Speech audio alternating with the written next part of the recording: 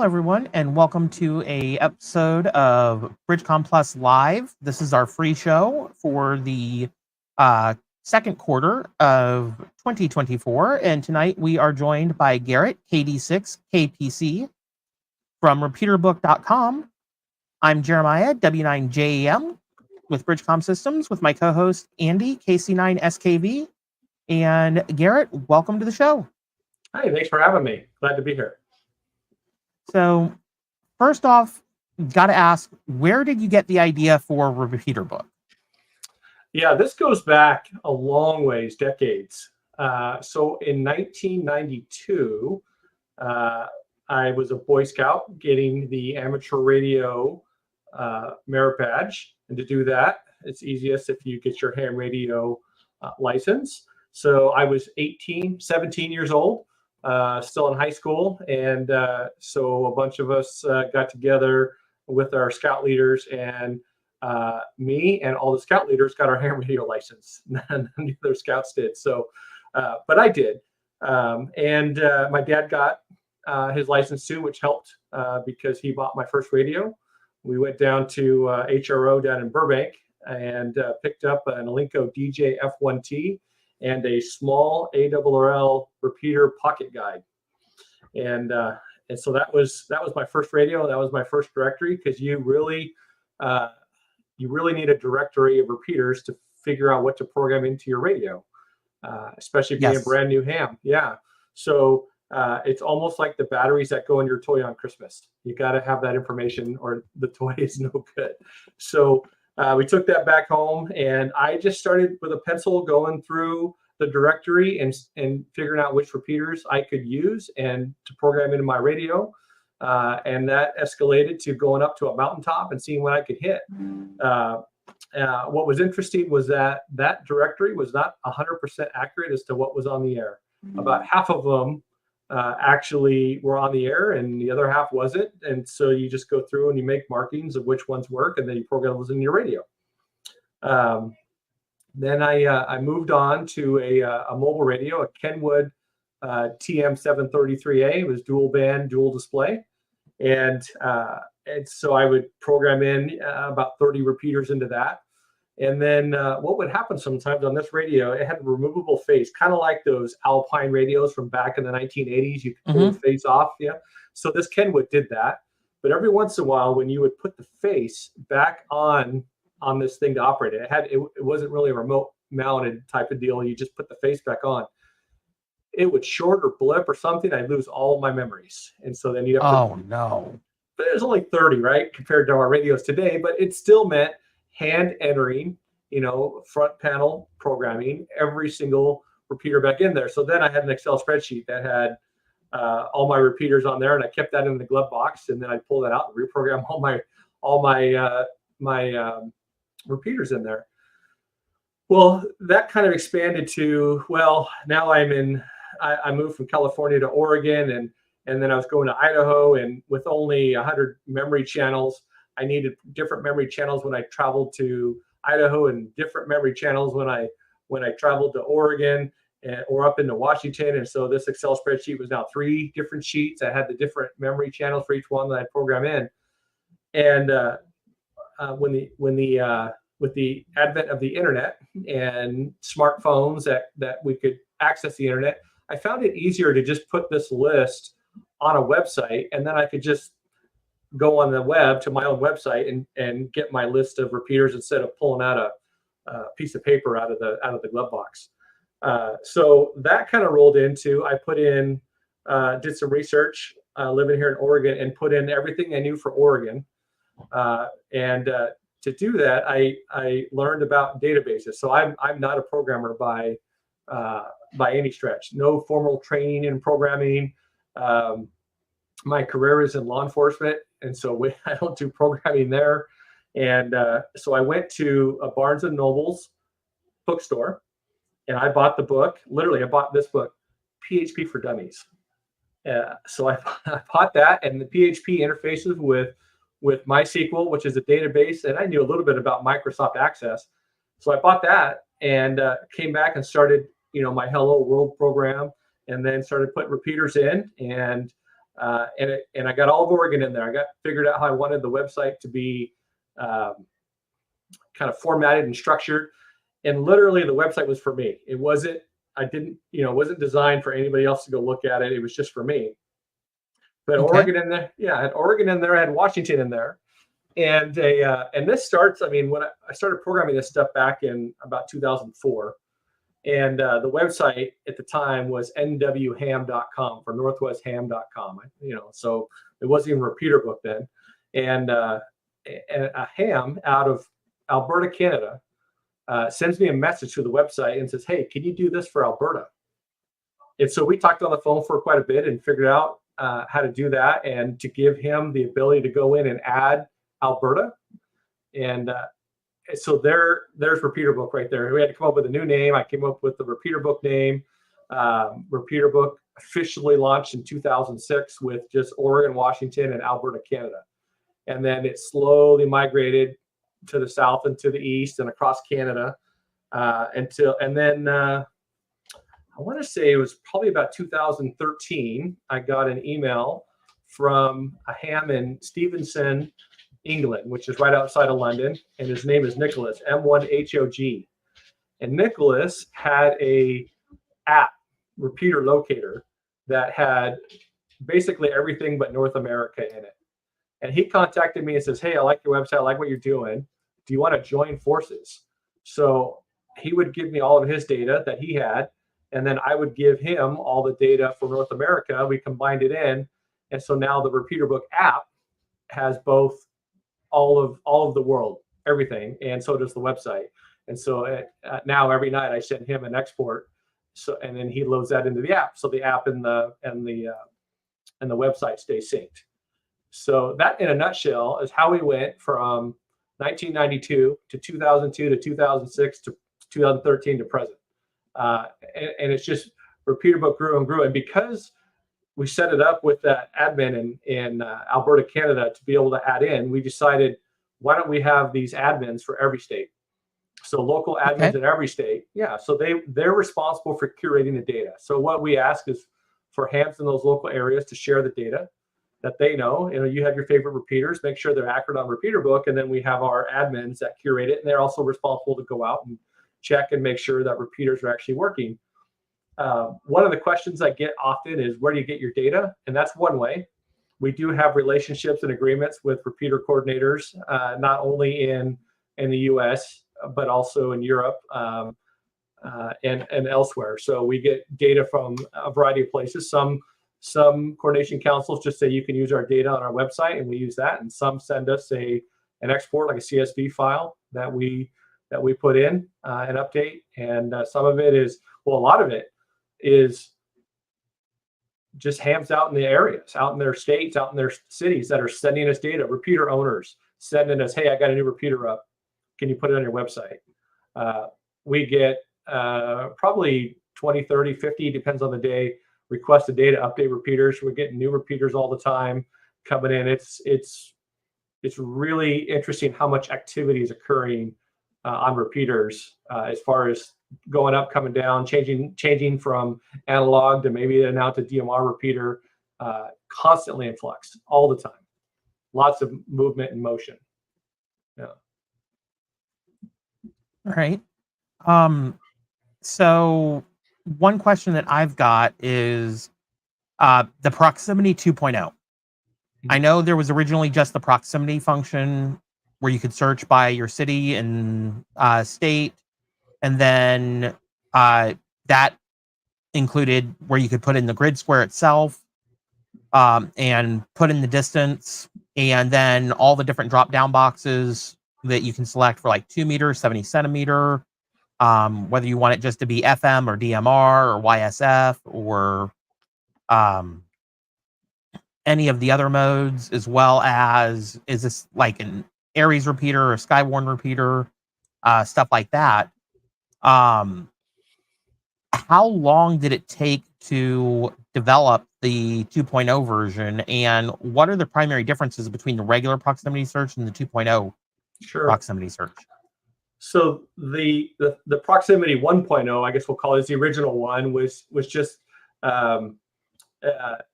it was a search where they're both searches where you could put in easily. You could just put in Portland, Oregon, and then put in how many miles and which bands you wanted to get information on, and it would quickly do the search. And it's a pretty quick search. It comes back pretty fast. Proximity 2.0 operates the same way that the app does. So Proximity 2.0 mimics the way that the app searches. Now, the app typically searches based on your current location, right? So that's one difference between the app and the website. Is the website asks you to put in whatever location you want. If it's your current location, put in that. But if you want to put in, I'm going to travel to Denver, Colorado, so put that in. And then you can search for as many bands as you want, as many filters as you want, and then it does a search. But it searches a little bit different, and it is a little bit slower, but it has a lot more flexibility to dial down to exactly what you want. So it's a little bit of an improvement, but I just wanted it to mimic the app just a little bit better, and the power that the app has. Okay. Now the export function. Mm-hmm. I know personally I have used that with tech support to let people know, hey, if you're going straight from scratch and you don't have anything programmed in your radio yet, brand new radio, and you're just looking to get on analog, sign up for a Repeaterbook account, make sure you donate some money to them to keep the project going, and put in your city, put in your state, select the 2 meter and 440 for the AnyTone radios, 220 if it's a 578 AnyTone radio, and the distance that you want to search out. And then you can take and go search that. When it generates the list, you can click export. Actually, is it okay if I pull up the website and show it on the screen here? Yeah, that's helpful. All right. So give me 1 second here and let me get that pulled up here. All right. So share screen and Repeaterbook quick search. All right. So here is, I have an account with Repeaterbook, so I'm signed into my account. When you go to proximity right here, it'll generate the proximity page, and then you can click switch to new proximity 2.0 search. But for this, I usually just type in, what city I'm wanting. So like Indianapolis, Indiana, if I can spell correctly today. It's been a long day. All right. And then I'll usually do 25 miles, and then I'll just put in 2 meter, 70 centimeter for the band or frequency. And then I usually just put in FM, but when it does the search, it'll also include anything that's FM as well as DMR and D-Star and NXDN, P25 and System Fusion in the search results, as long as it has FM with it, correct? Yeah. I put a little note down there at the bottom of there. It says includes repeaters with any of the selected modes. Yep. Yeah. So any of the modes you select, if it's FM and you select DMR also, and it's one and not the other, it'll still show up. Right. It doesn't have to have both. Yeah. So we'll do FM, and then I'll hit confirmed online air only. And like you said earlier, it's up to the I'm going to say the wrong word here, representative or admin for each state to curate the list and make sure they're online. Yeah. All right. And open repeaters only, because I know some repeaters, people put them up, they add them to a repeater book, and they put in there, this is private use. If somebody wants to use the repeater, they need to contact us. Mm-hmm. So they'll put it as a private repeater. So when I click search, it'll start generating the list. And then we get this whole list of repeaters in Indianapolis. like the K9 IPL repeater, the K9 LPW repeater, the W9 RCA repeater. I think my favorite repeater is still on the air here. Yep, right there, the W9 IRA repeater, because that was the repeater I always used in Indianapolis, which is like, I think 700 or 800 feet up on the WTHR news channel tower. So it's got a great coverage area. I know I've been able to hit that from like Shelbyville, and that's a ways away. So, but right here, it shows us all of the modes and the distance from like downtown Indianapolis. Right. So, it shows us which direction it is. And then the screen plus indicates that last check, it's on air. Yep. The red indicates it's offline. And then open indicates it's an open repeater, not a private repeater. And then here under modes, we've got FM and YSF.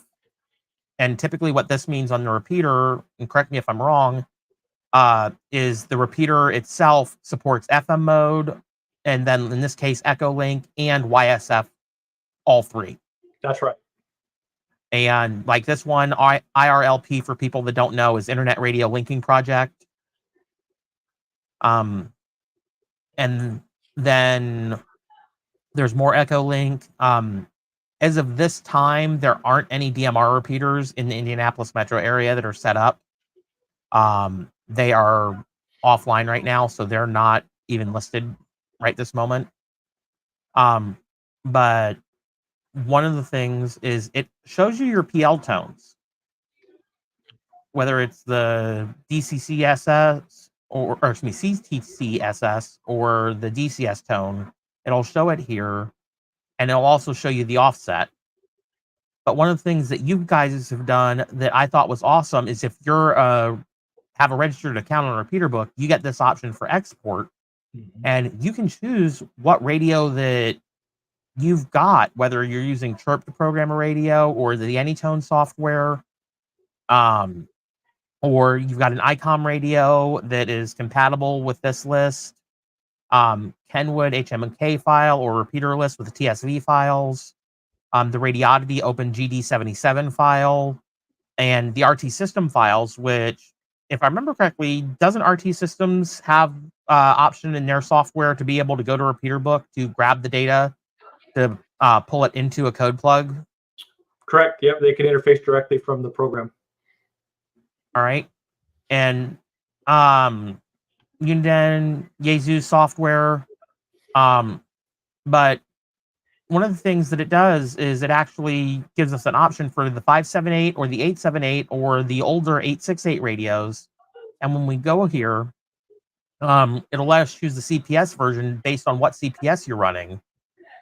And like the latest version for the 878 is 3.0, 3.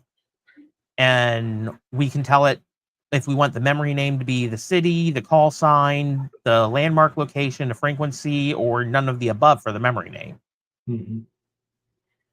And what I do for me is I'll use the call sign, and then I'll make like a list for a city if I'm putting analog repeaters in.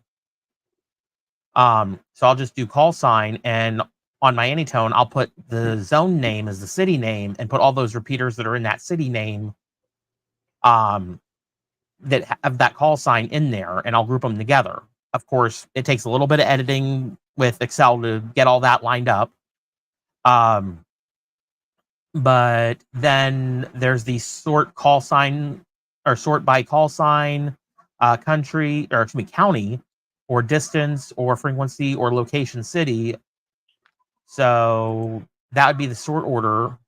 And then you've got a tone squelch option here. And then you've got the I agree to use this data for personal use. So nobody's using it for commercial use, like grabbing repeaters and selling the repeaters for individual cities and on like website or something. And then when we click download, it generates a CSV file for us that has all that data in it specifically for the AnyTones, that we can pull up the AnyTone and import that directly into the AnyTone software.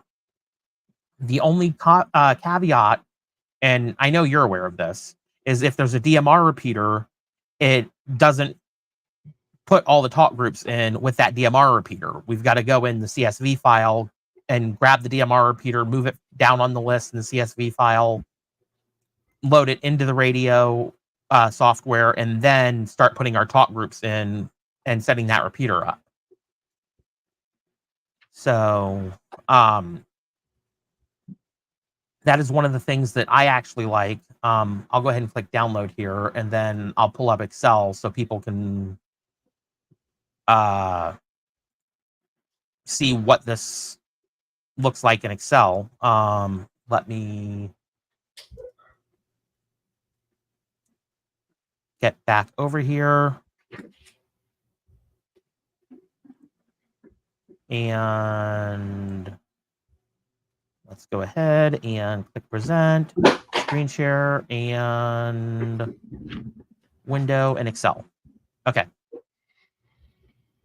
So this is what the actual export looks like. And we can see that you guys have already got the split figured out for the radios. Whether it's a plus or minus offset, you guys have already got that in the code plug file for us, as well as the... Sorry about that.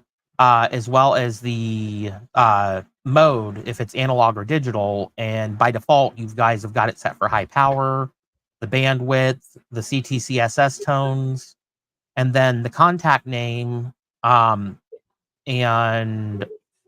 what kind of group call it is. That is DMR specific for the AnyTones.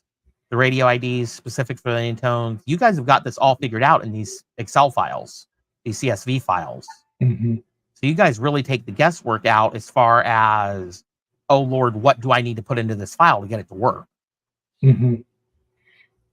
Yeah, I even, there's a wiki page too for this particular export that goes through and explains what our defaults are. For example, so I to make this work, I had to go buy these AnyTone radios. So I own an 868 and I own a 578, and so and that's really how this started. Was I had a couple. I have a Kenwood D700 and a D710, which can be programmed from this data, and so I figured out how to export the data out, create a script that would export it to Excel or whatever format is needed for that radio or for the radio programming software, and then put it in a format that radio programming software would accept. That's only half the battle, because that's got to then go to the radio, and the radio has to accept it, right? So some programming software is good. It won't let you put in bad data that won't be accepted by the radio, and some will let you put bad data in, and then the radio just rejects it when you try to. So you have to test it all the way through. And so with the AnyTones, I mean, I purchased them and I own them and I have the data. So why not make it easy on myself and by extension everybody else by making that export work? And then so the first person to try the data from Repeaterbook into an 868 was me, right? And it worked. And it worked.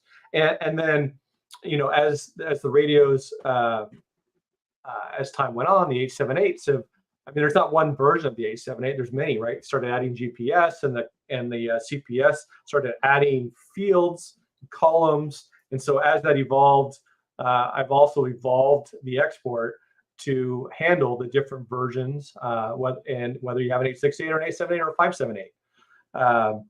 And so I guess I'll confess a little bit. I didn't build it for all of you. I built it for me, but you're welcome to use it. Because it works for me too. And so most of those radios that you see on there, I own, and all of those exports you see, I at least own the programming software to try it. So, and then in some cases where I don't own the radio, and I already own more radios than any ham should have, for this purpose. You might want to hold on a second there, because Andy, you have not seen his. Are you sure about that? Look at my and there's my radio cache. But well, I have a thing, and I search for deals constantly, and just in one part of the house, there's probably at minimum 100 portables. Oh my gosh. That's not including, there's 2 other storage units and a whole garage. Now, are So- these all different, or do you buy like many of the same? So I have a lot of same, but I have a lot of different as well. Like Well, I've I got need to my, get with you to test these radios for these exports, because you probably have the stock I don't have. it's very possible. I do have some very interesting things. I have a lot of things from the commercial side of the realm as well Mhm. that a lot of hams really, really enjoy using. We're not going to go naming brands, but think of the big name brand Yeah. commercial stuff. If I don't have it, I can easily get hands on it. Yeah, nice. Yeah, so I'm sick, you're sicker. Oh yeah, When it's absolutely, an illness, right? It's an- absolutely. Yeah, And no, I mean that in a absolutely. good way. I mean that in a good But way. oh yeah. Well, and you know, I do some stuff like I've got some caches that I've got set up. So you know, if I've got to go do a thing with a handful of people, you know, I can grab a box and go and have spare batteries and same. portables and everything. Mhm. Same. So yeah, no, it's great, but yeah, I'm a little sick in a good way. I've got a trailer sitting out in my driveway, Mhm. and it went to field day, stock full of VHF, UHF, Perfect. and then last year I decided to upgrade, got my General. Now Good. it's stuck full of HF, both. I hate it when that happens. It's you think you have a handle on it, and then the hobby just got more expensive. Oh, every day it gets more expensive, but that's okay. It's for a good reason. It is. Yeah. Yeah, because you never know when you're going to have an emergency, and you know you've got to have the right radio for the right form of communication, Right. whether it's HF, VHF, UHF, packet, P25, FT8, whatever. Right. Yep, I want absolutely. the ability to communicate. I mean, I have a DMR radio that works on 900 megahertz. You know how many repeaters in my area are DMR 900 megahertz? Probably minimal, like maybe 0. one. 0. Oh. There was one, and I got a radio to operate on it. There was one. It only takes one though. That's right. Right. DMR 900. How niche can you get? So, Yeah, that's definitely there. That's definitely there. Oh, I know I have a hotspot that I put together that started back in 2016. Me and Andy both got our hotspots from the same guy, and my modem board gave out this year on that particular hotspot, even though I've got a Mine's still SkyBridge. working. I went and got another modem board and rebuilt it. And this cool little thing that I found out about the modem board for that duplex hotspot was it had support for 850 all the way to 900 megahertz and able to do DMR on it. wow. I just don't have a radio that does 900 megahertz DMR. So Or 800 for that matter. Well, Yeah. and I should say that I have a mobile and a handheld that does 900 DMR. So for one repeater that no longer exists anymore. So anyway, Well, so I've maybe got, I have a couple for sale. Maybe I have a couple radios for sale. I don't know. Hey, and I've got some. I've got 2 of the bigger, a Motorola and a Harris that are tri-band. They say tri-band. They're technically quad band, but it's all of V, all of U, 700 and 800. And I'm kind of jealous of Jeremiah's hotspot because I've got some older portables that are monoband that I have pushed up into 900 for P25, and I'd like to use those, but I don't have his hotspot. So I'm stuck with using the fancier, more expensive devices that are provided by work, and it's nice to have. I program those for a living, but Jeremiah, you need to set me up with one of those. all right. We can definitely work on that later. Absolutely. So K6UDA, he actually said, looking on Repeaterbook and there's no DMR repeaters in Southern Idaho. I may have to change that. Bridgecom, are you listening? Yes, we are. Yes, we are. So for those of you who are looking at getting a repeater and putting it on the air, we actually are doing a repeater sale right now, as well as our 4th of July sale.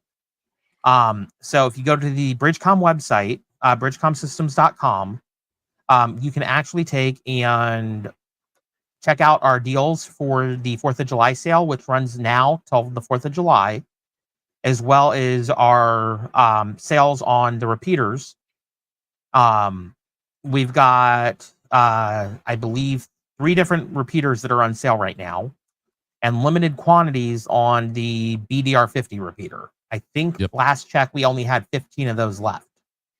But if you're looking to set up a DMR repeater for your local ham club or for everybody to use, you'll definitely want to check out the BCR40U or the BCR40DU if you need a duplexer with it, or the BCR50V or DV to get the duplexer with it. And there is an MMDVM option with those repeaters that you can set up to be able to get DMR set up, or D-Star, Yaesu System Fusion, NXDN, whichever one you need to set up. That being said, what are some of the things that you are looking forward to with Repeaterbook and the app, and what are some things that are in the process of getting worked out that we can take and look forward to in the future of being a new feature or a new capability that none of us have even thought of? And real quick, Ron, the owner of Bridgecom Systems, is in the YouTube chat. Yes, he said, is. don't forget, we also support 220, 1.25 meters. We also have repeaters for that as well, and radios. Yep. Absolutely. Yeah, Jeremiah, to answer your question, we were actually hoping to have this out by Dayton. So we went to Dayton this year. Wasn't quite ready. It's really, really close. But we have a new feature that we're going to roll out called RB Connect, Repeaterbook Connect. And what it does is with a tablet or a phone. Right now, it only works with Android because it's Bluetooth, and Apple kind of locks down their Bluetooth stuff for now. But it works with Android and certain radios that have Bluetooth cat controls. There are certain radios. I don't know if I should name them or if you care, but there are a few brands out there that allow that. AnyTone is a possibility for one of those radios. A 578 with the Bluetooth mic might be a possibility that we could cat control. And when I say cat control, what I mean is being able to have your app up on your tablet or your phone. Maybe you're driving to Dayton next year. Maybe you're doing that. Maybe you're making a long road trip, and you've got your radio there and you got your phone there, and you're thinking, what repeaters should I try as I'm going? You don't have to research the repeaters before you leave, because as you are driving down the road, Repeaterbook automatically sorts the closest repeaters to you based on your GPS as you're driving. You would be able to press any one of those repeaters, just tap on the screen. Your VFO would be programmed with the frequency, the offset, and the PL tone. Now, of course, this is analog, right? For right now, this is analog. But you could just press that and it goes to your VFO. Now, if you like that channel, you want to keep it, just move it over to your memory channel. Do that with your radio. But you won't have to sit there and spin the dial. You won't have to sit there, look at the app, go back to your radio, spin the dial. Or in my case, train my wife how to do that, how to program the radios for me. You just click on the screen. So I have it working already with a few radios. If you go to repeaterbook.com/rbconnect, you can see a list of radios that it already works with. More will be in the works. This would be a premium feature in the app. Very minimal cost, but you just have to do that in order kind of motivate my app guy, the one we talked about that's in England, to keep going and make that work. So more and more radios are coming out with Bluetooth controls to control either from an app to the radio. But what we're doing is trying to marry the data that Repeaterbook has to the functions that the radio has, so that I would say if you would program your radio for your home area, your favorite repeaters, but if you travel a lot, or even whenever you travel outside of your area, you don't have to reprogram your radio. Just use the app to click the repeaters that you want to try as you're going. And it works. I've had it working on handhelds. I got it working on mobiles. So you get off a plane somewhere, you get off the plane because you're going to Hamcation in Orlando, pull up the app, pull out your radio, use Repeaterbook, press on the repeater you want to try, and you can make your first contact right from baggage claim, potentially, without having to, hand enter it. It was just boom, right over. It works. That is definitely a cool feature. And again, I would definitely reach out to the person whose name I gave you before the show starts, so we can try and see if we can get AnyTone on board with that, with the 578, because that would be a wonderful feature. Now, do you have a list of the radios that feature currently works with on the website, or? Yep. Yeah, so there's a couple ways to do it. We can go direct on Bluetooth to some radios. Some radios don't have Bluetooth, but they have cat control through a serial in the back. And so Nicholas, the app developer I mentioned before, he created a dongle, if you will, called BlueCat. And it'll take an older like ICOM radio, or an older Yaesu, I should say not older, HF, the HF radios. They have cat controls, if you're using FT8 on them. But a lot of these HF radios also will come down to 10 meters, 6 meters, etc. And there are repeaters there. And so you can basically plug this BlueCat in, and it'll give the radio cat control over Bluetooth. So then you can control the radio through the Bluetooth to the dongle that plugs into the serial on the serial port on the radio. It does that, and then on some you can just plug in an OTG cable right to the app. And if you have to get a dongle or a cable, that's a one-time fee. That's not a recurring fee through the app. And you can do that now. You don't have to wait for the app to come out and do that. It already will work with the app right now. So people have been controlling the radios with BlueCat for years on these more HF radios. Yeah. I'm on the link right now for BlueCat on Repeaterbook's website. The current radios that are listed are the Yaesu FT857, which was actually my first HF radio before I went to an ICOM 7000, which is also listed as compatible with it. And then the 817, the 818, the 897, and the FT100D for Yaesu. And then the ICOM 7000, 7100, and 9100.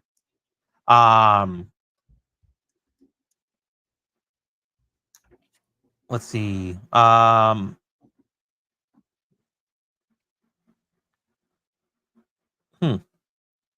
Okay.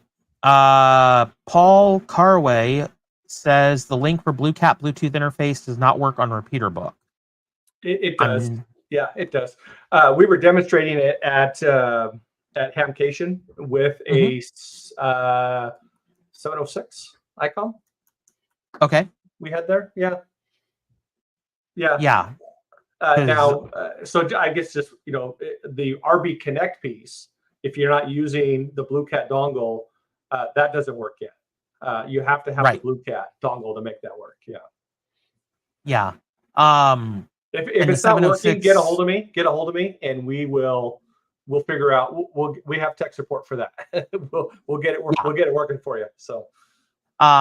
And the 706, I believe, uses the same cat controls as the ICOM 7000, so that's why the 706 would work. It should be the same cat commands. Yeah, you get one, you get both. Yeah. Yep. So one of the things that I've noticed is you guys have started including GMRS repeaters. Yeah. Is there anything specifically that anybody with a GMRS repeater needs to know to be able to add it to the website, or how do they get with you guys to get that added on the website? Yeah, so I resisted putting GMRS on there for a long time. Just there's some good GMRS websites out there, and there's a ham radio website, but we do a few things differently with the ham stuff that is not done on some of these other GMRS repeater websites. And so email after email, request asking, hey, please, we want to use Repeaterbook style features with GMRS. So we added it with one caveat. The way that it works is that GMRS owners are the ones that add, and the only ones that can add the repeaters in. So if you're a GMRS owner, you can come in, add your repeater. A little bit differently than what we do on the ham side, GMRS owners are the ones that also maintain the data for the GMRS. So we don't have admins that are going out and testing GMRS. That's 100% entered and maintained by the GMRS repeater owner. Okay. So is there like a support form that they fill out, or what do they have to do to add their GMRS repeater to the website? So you go to the website, and up at the top of the screen, there's links, and it says GMRS when you get into the repeater area. Or from the home page on the left side menu, there's one that says GMRS. When you are in there and logged in, it will say add repeater. There's an add repeater function. Yep, I see it. That's all you do. You click it, you add your repeater, and it's instantly available on the website. Now, I did see a question in the comments before about the synchronization between the website and the app. So the website is live immediately. Any data that gets entered in, the app is a true offline app, and the reason for that is if you have no data connection. For instance, if you are in Eastern Oregon, out doing overland stuff, there's a lot of area out there where there's no cell phone coverage. So if you don't have cellular coverage, you don't have Wi-Fi coverage, you don't have any data connection, the Repeaterbook app operates exactly the same. It does not require a data connection while you use it. That's good for when you're in a situation that you need that data and you can't get any internet. But it also means that we don't synchronize the data constantly. It gets synchronized every time the app updates. So and it updates about every 2 weeks. So when you get those on iPhones, you get the little bubble that says you got 12 app updates, and they come like every other day, it seems like. Yeah. When you update the Repeaterbook app, it downloads the entire database into your phone. You have the entire worldwide database in your phone. So if you want to go to Spain and you don't want to pay for a data plan there, put it in airplane mode, bring up the Repeaterbook app, and you're going to get a list of all the repeaters right there in Spain. No data connect. You have the entire world, all the data right there in your phone or tablet or whatever you use. That is cool. Yeah. Let's see. I'm trying to think. Andy, do you have any specific questions that I haven't covered yet? No, you've kind of just been hitting things spot on. I can't really think of anything off the top of my head. This is all great. I love it. Well, I know me and several of the people in the Bridgecom community definitely love Repeaterbook. Oh, yeah. Other hams that I have talked to, because they love being able to get their data and figure out, okay, this repeater's working, this repeater's not working, and get it programmed in their radio and take off running. They can drive around in their car. They can go to the ham club meeting, go out, run errands, and everything's already set up, done in their radio, and just great. So the only other thing that I can think of is, are you going to be at Hamcation and Hamvention next year? I plan on being in Orlando again. I loved it. This is the first year we've ever attended a Hamvention. In fact, I've never been as a visitor. So my first experience with a ham radio convention was Orlando as a vendor. And my only regret is that I didn't have more time to go walk around and see all the swap stuff, because there's a lot of swap stuff. But I loved Orlando so much. I'm definitely coming back to Orlando. I'm still a little bit out on not out, still trying to figure out if I want to go to Dayton again this year. I mean, I will eventually, but we also partner with RT Systems a little bit, and fortunately they let me have some of their cube space or whatever, because I didn't get in on Dayton quick enough to get my own space. So, but I got a few other friends out there that want to go and have a big party. I mean, because Dayton could be a big party, and go there again. So, we missed. If you're from Oregon, we missed CPAC. Maybe next year we'll be able to do CPAC. We were thinking about PacificCon. I think that's in October, November down in California. But definitely Orlando and Dayton are the first two I would go to. Orlando for sure. We'll be there in Orlando. All right, awesome. I rambled on. Sorry about that. That was a long answer. No, it's great. You're perfectly fine. I know I tend to ramble, and I apologize for that, guys. It's just the way I've always been. I think the only other question I've got, and it looks like two people have asked this, any estimate on how much disk space the Repeaterbook app takes on the iPhone and the Android phone? When you go to the store, into the app stores, and you look, it actually tells you in there what it is. So it's full disclosure, and it's not us reporting. It's actually Apple or Google that reports how much it is in there. So I'm just going into the store right now to see if I can quickly find that, but I know I've seen it. So right now I'm looking at Repeaterbook in the App Store, and it's 42.3 megabytes. So I imagine it's probably similar in Android. So okay, yeah, it's not all big. right. No. Well, Garrett, since I do tech support for Bridgecom for the AnyTone radios, do you have any specific questions that you can think of for me while you've got me here, or anything that hopefully I can answer for you?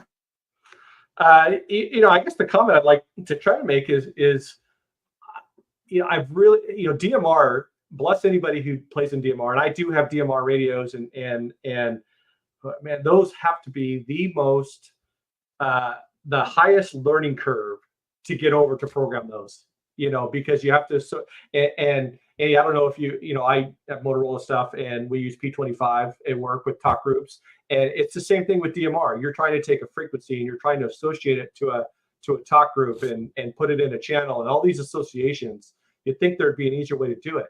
And then, the frustrating thing is when they go and change the talk groups on the repeater. Yes. Yep. Yes.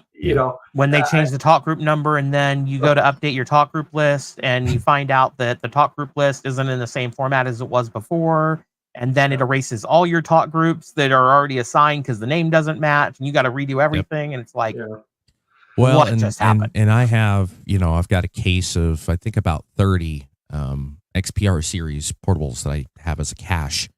And anytime something changes, either on the amateur or the commercial side, I have to go through and make all of those manual updates. We've got a commercial system here that it recently made a change to the talk group information. I had to go through and put all of that information back in there. So I get it. It's a pain. One of the things that I'm working on, it's not specific to DMR, but it's a I call it favorites list. So, having multiple radios, and my wife is a ham too. I like to be able to tell her, go to the repeater on memory 6, right? Well, if I'm going to say that, then my memory 6 needs to be the same as her memory 6, which is probably needs to be the same as the handheld, which is the same as the mobile in the car, right?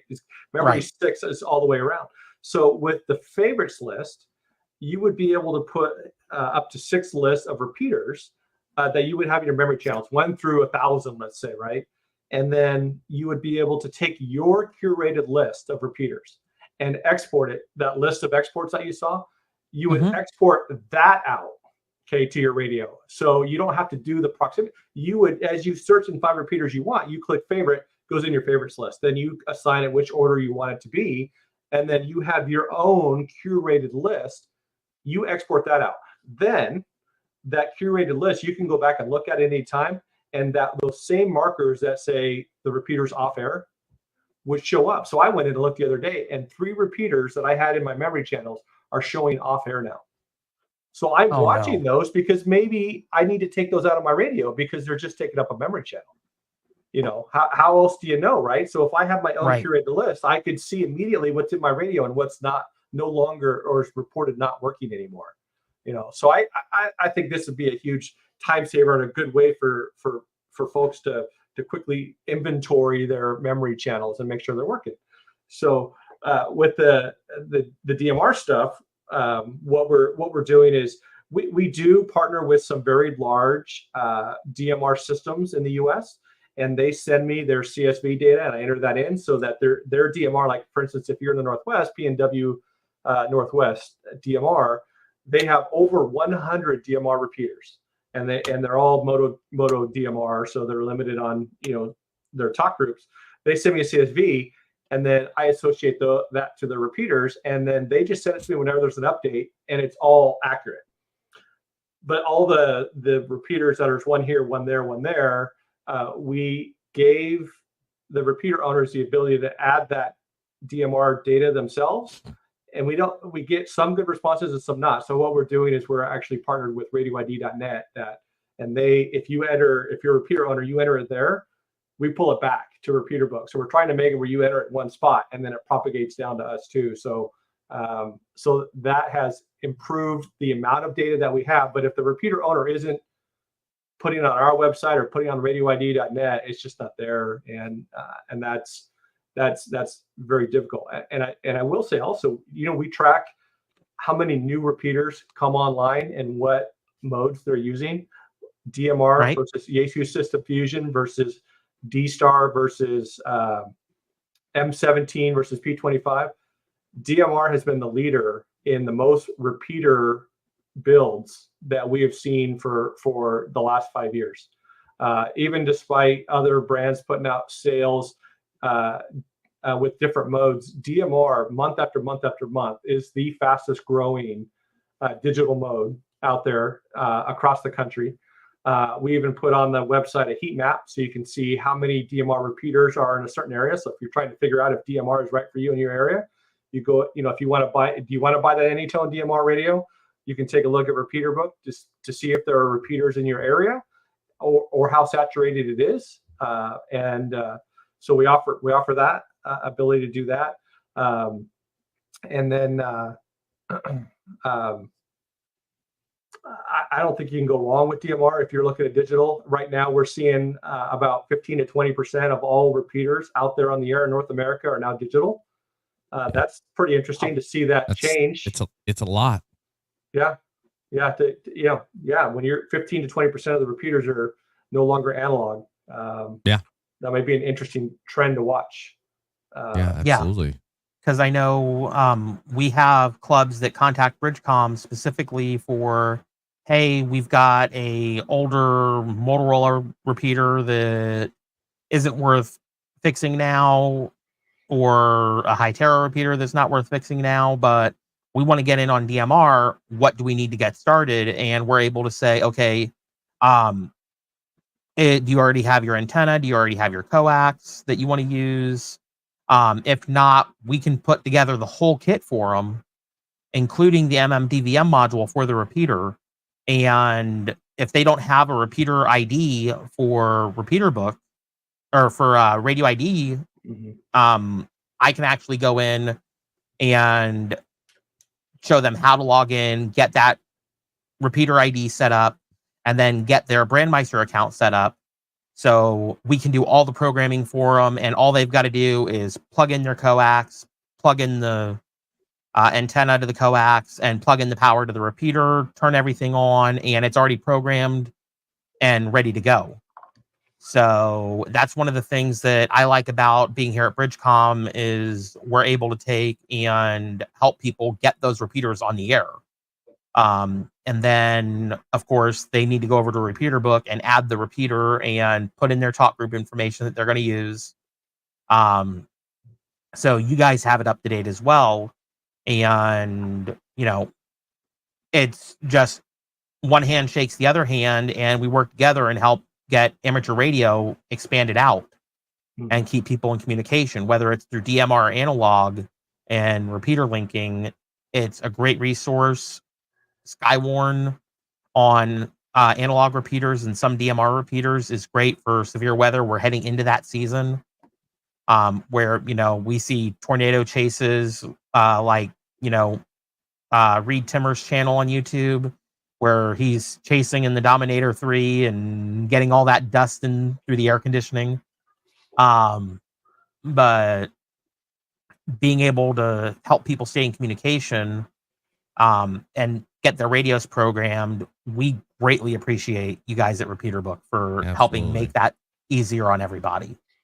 Yeah, I appreciate it. Again, it's kind of a weird thing to say, but I did it for me, and you're all welcome to use it.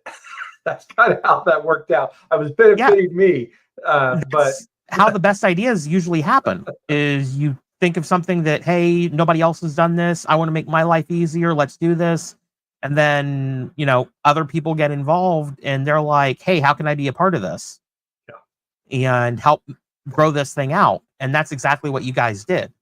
Yeah. And as a general class amateur radio operator, even technician class or extra class operators, I think I speak for all of us when we say thank you for everything that you guys have done with Repeaterbook and the app and being able to help us find repeaters and report when a repeater isn't working and getting everything, where everybody's able to get the information they need to get their radios programmed and get online.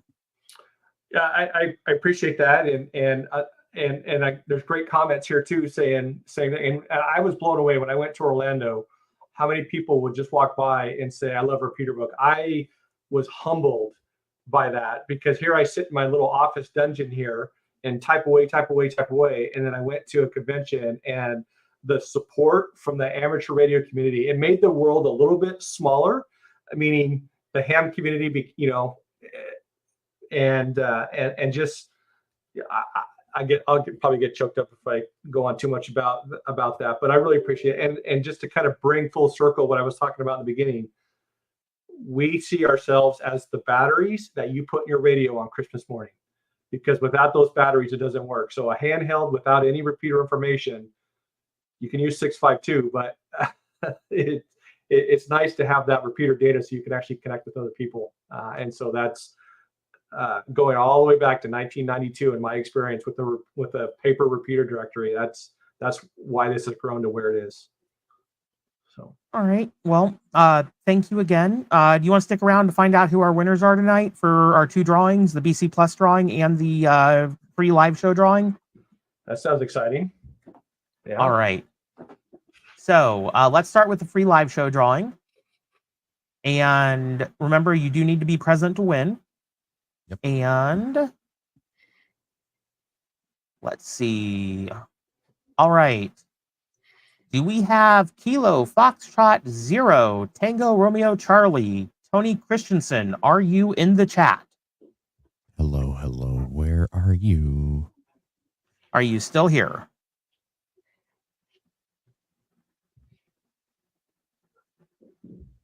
For those who are wondering, we had 10,980 entries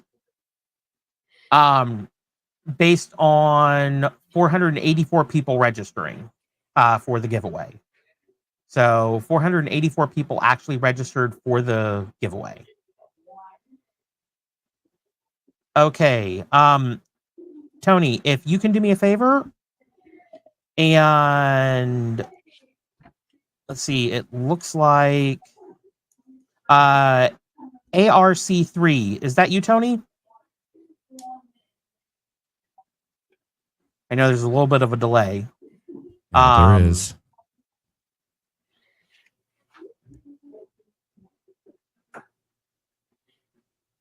Yeah, I also need to get a screen up here too. I've got these giant 32-inch curved ones. Yes, it is Tony, by the way. All right, Tony. I've got your email address you used to enter. So congratulations. You get an annual BridgeCom Plus membership. So I will get that set up for you tonight. So congratulations. Again, the call sign was Kilo Foxtrot 0 Tango Romeo Charlie. So thank you again.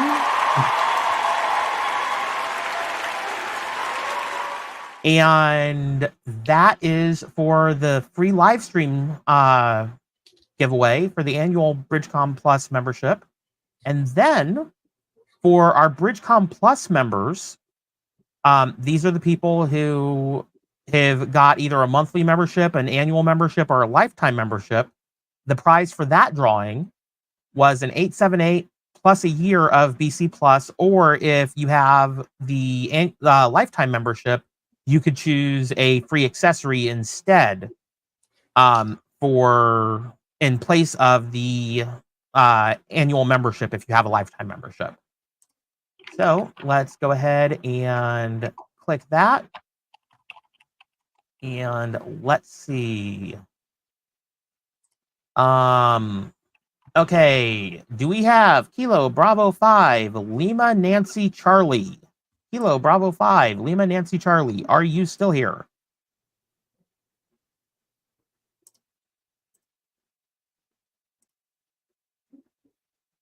Yep. Looks like he's right there. Yep, he is here. Congratulations, Ronald. You have won an 878 and a year of BC Plus. So I will be reaching out to you after the show to take and confirm your shipping address so we can make sure we've got everything set up for you. So again, congratulations. Congratulations. And thank you to everybody who was here for the live show. We do these live shows for Bridgecom Plus members every Thursday. Every Thursday. On Zoom right now. But we do have some stuff in the works for everybody. Garrett, you are more than welcome to come back anytime you want to give us an update on Repeaterbook. We would love to have you back again. So yeah, we get that 578. We get that 578 working. We need to come back and talk about that. Yep. Yes, absolutely. Because if we can get that to work with the Repeaterbook software, RB Connect, I think you said it was. Yep. That would be awesome, and we definitely have to do a live show about that and show off how that works. Yeah, I agree. Cool. Thanks for having me on, guys. Yeah, thank you so much for being here. And again, everybody, thank you for being here tonight. Thank you for being part of the Bridgecom family, tuning in, and giving us reason to be here. So thank you again. I'm Jeremiah W9JM with my co-host Andy KC9SKV 73. Everyone, 73.